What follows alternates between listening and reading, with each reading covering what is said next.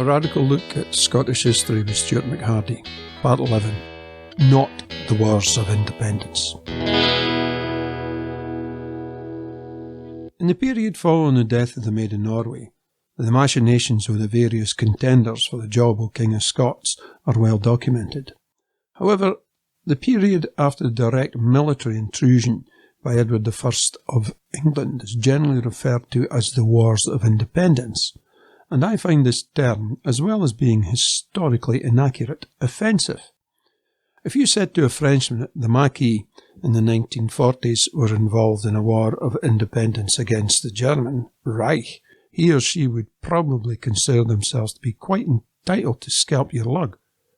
The idea that Scotland was involved in a war of independence against a foreign invasion force from England is a result of a shocking acceptance by generations of Scottish historians of the subtext that Scotland was naturally in some way a part of England and had to fight to break away. The nation-state of Scotland is in fact older than that of England, but this constant use of the term Wars of Independence plays into what can be referred to as a gatekeeper mentality on the part of those in the Scottish education system, as well as in the law and far too many in the Kirk, to preserve their own sense of privilege and position by kowtowing to an Anglo-centric vision of Scotland's past, one in which we are always presented as inferior to the English. This attitude is in fact a perfect example of the elephant in the room in terms of Scotland's history. We are not, never have been, and never will be a part of England, no matter the fantasies of generations of unthinking, entitled yahoos whose expensive educations continually serve to reinforce privilege and ignorance in equal measure. Now, if you think I'm overstating the case, all you have to do is think of the current incumbent of number 10 Downing Street. Now, after the Maid of Norway's death in 1290, the country remained under the official leadership of the Guardians of Scotland, a group of prominent men who had taken over temporarily, they thought, when Alexander had died. With the Maid's death, several claimants to the throne came forward, the most notable being John Balliol and Robert Bruce. Stupidly, though, the Guardians asked Edward I to help choose a candidate, and when he picked Balliol, it soon became obvious that he was little more than Edward's puppet. His nickname, Toom Tabard, or Empty Coat, gives an idea of the quality of the man. In 1296 he was deposed. A treaty was signed with England's other historic enemy, France, the start of the Old Alliance, and Edward marched north with a great army, his intention to simply annex the country of Scotland. Within a year, the Guardians of Scotland became the focus of resistance to the invader, and one of them, William Wallace, had a famous victory over Edward at the Battle of Stirling Bridge. Although later defeated at Falkirk the following year, Wallace would continue to lead the resistance till he was betrayed in 1305. I have commented before on the lack of original Scottish historical documentation, and in Wallace's case most of what we think we know comes from the epic poem The Wallace, written by the poet Blind Harry, almost 2 centuries later. However, given what I've said before about the capacity for oral tradition to preserve what people believed happened, and its ability to preserve actual provable fact, it may well be that much of what Harry wrote was based on what had taken place.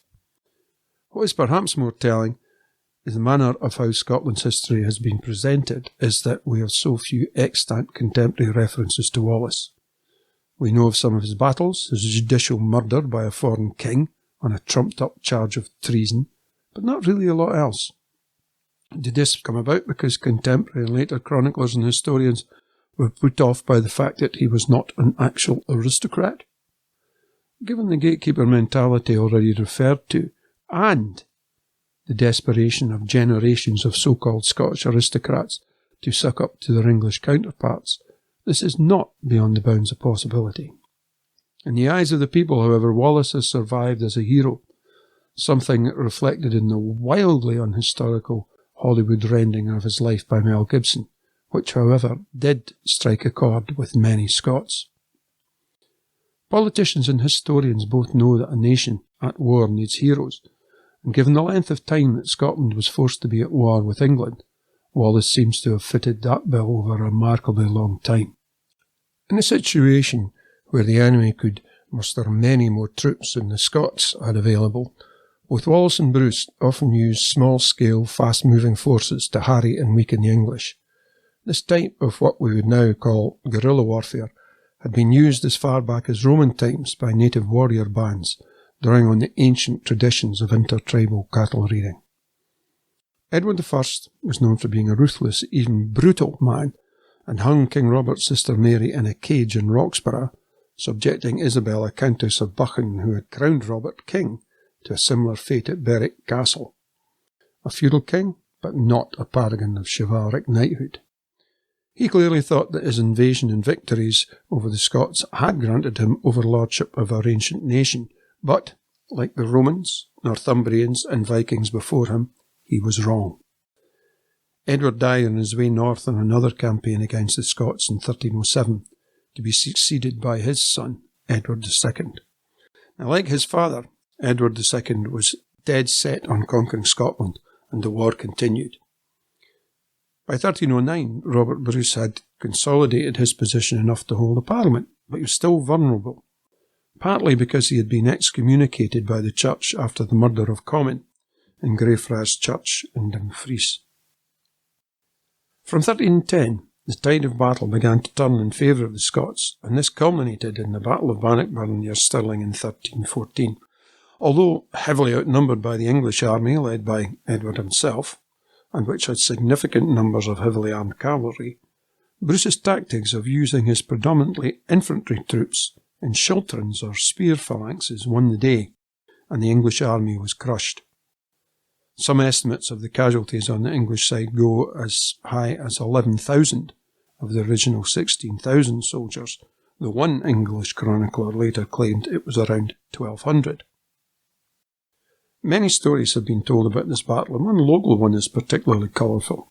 It is said that towards the end of the battle, a great force of local people were seen approaching the battlefield, and the English troops thought they were military reinforcements.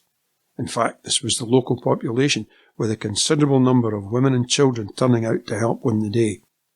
All they had for weapons were tools, and in many cases, simply pots and pans, and I have been assured by a local that this is in fact where the phrase "to pan someone" arose. If nothing else, this version of events serves to remind us that history is actually about people and not just lairdies. Now, this great victory led to significant raids into England, and in 1315 Bruce also sent an army to Ireland under his brother Edward to attack the English troops there. The English had controlled much of Ireland since the Anglo-Norman invasion of the late 12th century. Now, Edward's campaign carried on for 3 years till he was finally defeated and killed in a battle in County Louth. In 1318, the Scots finally drove the last of the English troops out of the country, but none of this changed the fact that Edward II was still set on conquest, and the position of the Scots with Robert as king was still internationally precarious. Although there have long been stories that Robert did receive communion from Caldee priests, a surviving, if tiny sect of the original British Church, and thus claimed to be a practising Christian, he was still excommunicated by the Pope, and in a period when crusades were regularly launched against unbelievers, this was an ongoing problem. The 1295 alliance with France was of no use as long as Bruce was in excommunication, and the Scots were on their own. It was clear that something had to be done to address the situation, and this led directly to the creation of probably the most significant document in Scotland's history, one which many scholars today consider to be of major universal importance in the development of international law and human rights, and one which may well yet have a role to play in the current unfolding political struggle to restore Scottish sovereignty. Next time, the Declaration of Arbroath.